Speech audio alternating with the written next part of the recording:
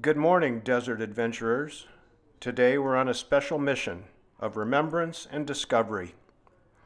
It's August 20th, and I left my house at 4 a.m. to meet my friends Pat Malone and Robert Marcos near the rugged Chaparral Mountains outside San Diego.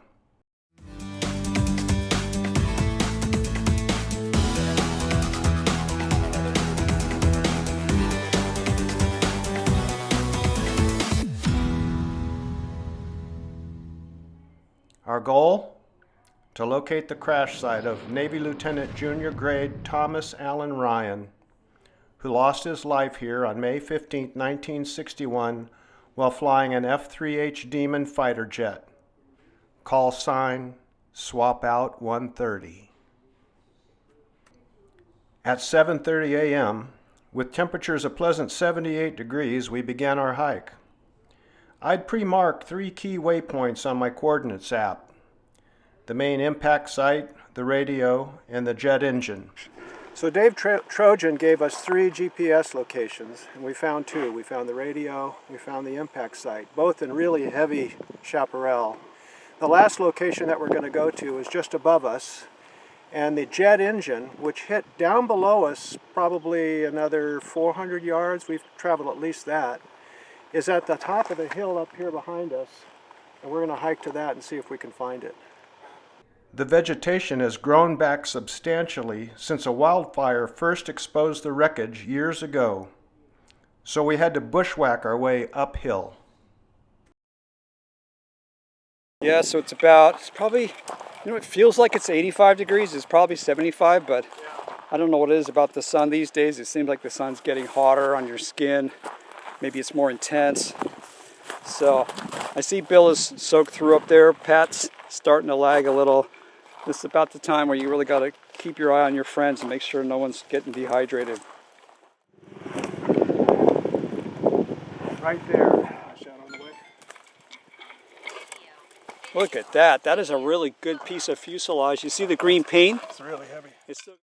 Finally, we reached the impact site where Lieutenant Ryan's Demon struck the mountainside at a 45-degree angle, scattering debris hundreds of feet upslope.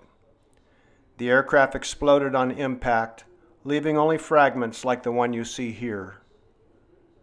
Next, we hiked to the second waypoint, where Pat spotted what remained of the aircraft's radio, a silent witness to the fateful radio failure that night. These are early circuit boards that they actually soldered. Oftentimes women, because they had the best hand-eye coordination. Yeah. You're seeing maybe some capacitors. And so remember, folks, there was no transistors then, nor integrated circuits. They used tubes as the switching units that integrated circuits now provide the service. It's a nice piece. That is a nice piece. Oh man, this is steep terrain.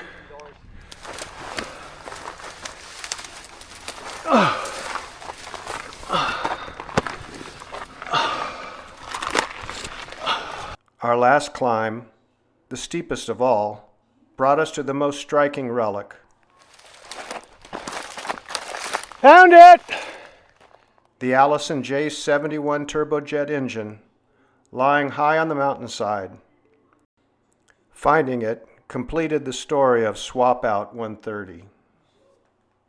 We held a brief memorial honoring Lieutenant Ryan's service and sacrifice.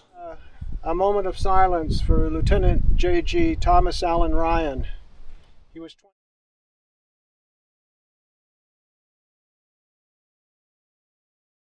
By the time we hiked back, 4 hours had passed and the temperature had climbed to a scorching 100 degrees, reminding us of the toughness of both the terrain and the men who flew these jets.